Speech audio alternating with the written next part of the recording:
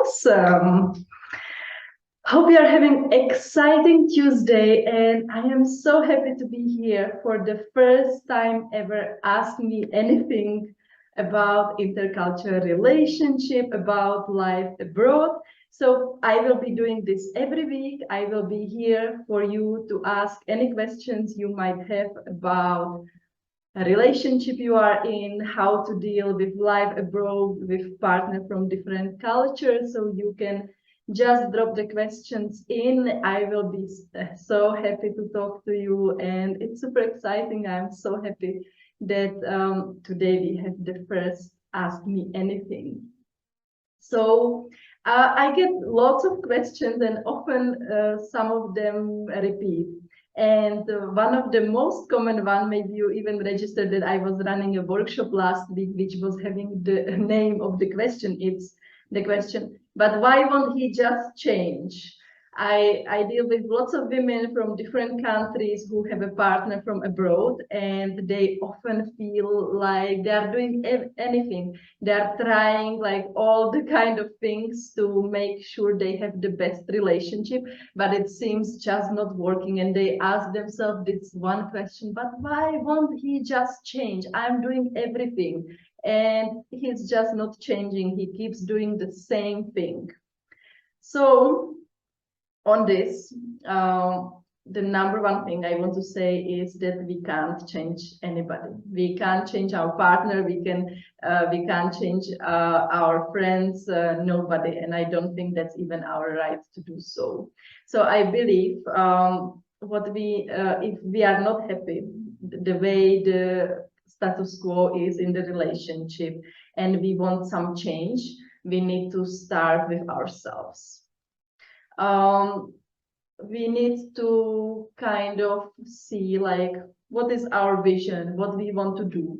And I will get to this one question later about the borders and like that it doesn't look like we have to do everything just change everything on our side, and he doesn't have to do anything. No, the first step we can do is to basically when we are in the conflict, it doesn't have to be the outright conflict.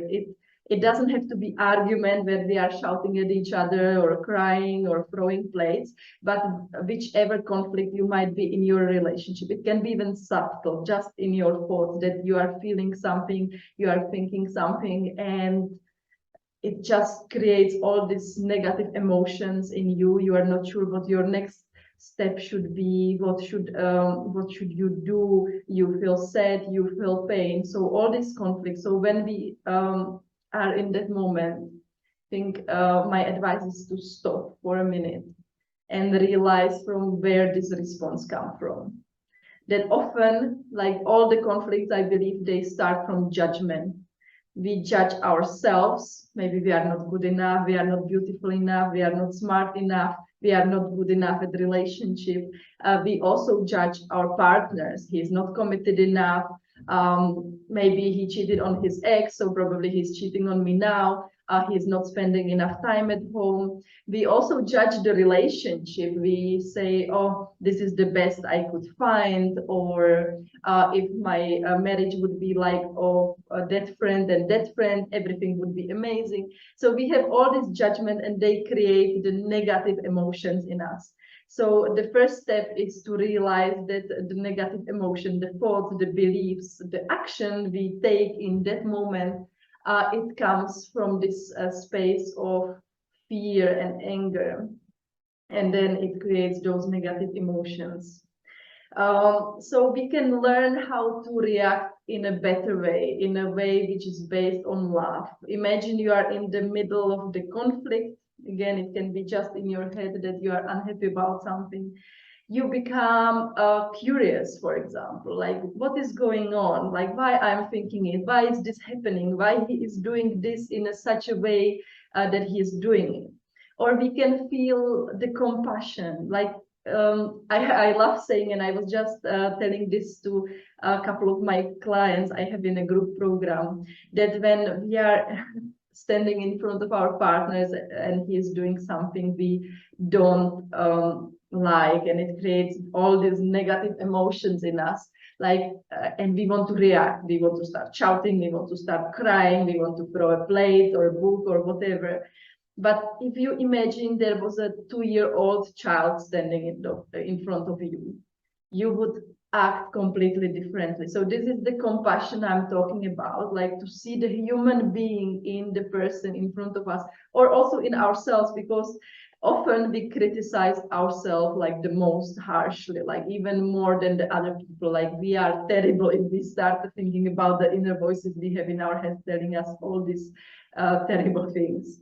So just imagine like the small child and have the love and the compassion, like that it's this beautiful human being, and whatever is happening now, it's a result of maybe the past, like how he or you grew up, like the experiences you have. So yeah, that's the compassion. So the first one I was talking about being curious. The second, it was the compassion. The other, the third one I will share today is the bigger picture, because it's really interesting what I found out. If you think of, try to think of the arguments you had in the past, like the huge arguments or the small daily disagreements you had. I have to drink a bit, sorry. How many of them you can actually remember? And if you are watching, just feel free even to drop the comments. I would be curious to hear from you, because if I talk too much, I will start coughing. So we realize we don't remember actually so many of them. And we remember maybe a couple of those biggest ones. So this is the power of having the bigger perspective, like to think like in 10 years, will I even remember this? Is it really that important to have ruined afternoon because of this thing? Just try to see the bigger picture and remain calm, breathe, have a drink, don't react maybe immediately. So this is one way how we can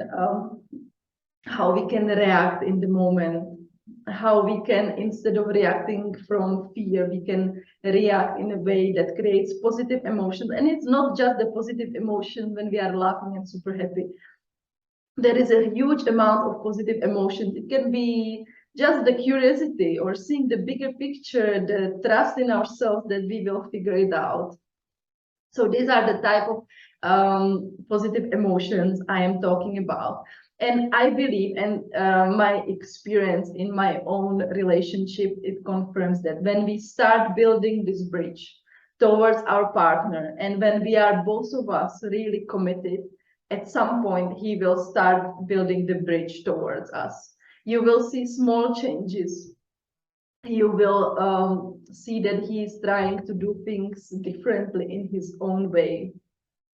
And what never worked for me is like trying to really forcefully change somebody, because nobody likes this being done to them.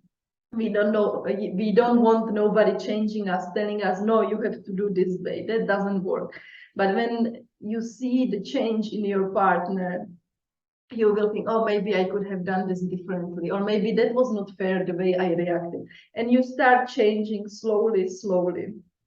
And I see for myself, like really, I could see a huge difference from where we were in our relationship in the beginning and where we are now. It's really, really different. So I know these things work. And as I say, I never share a theory here. Like I share what really works for me and for our relationship.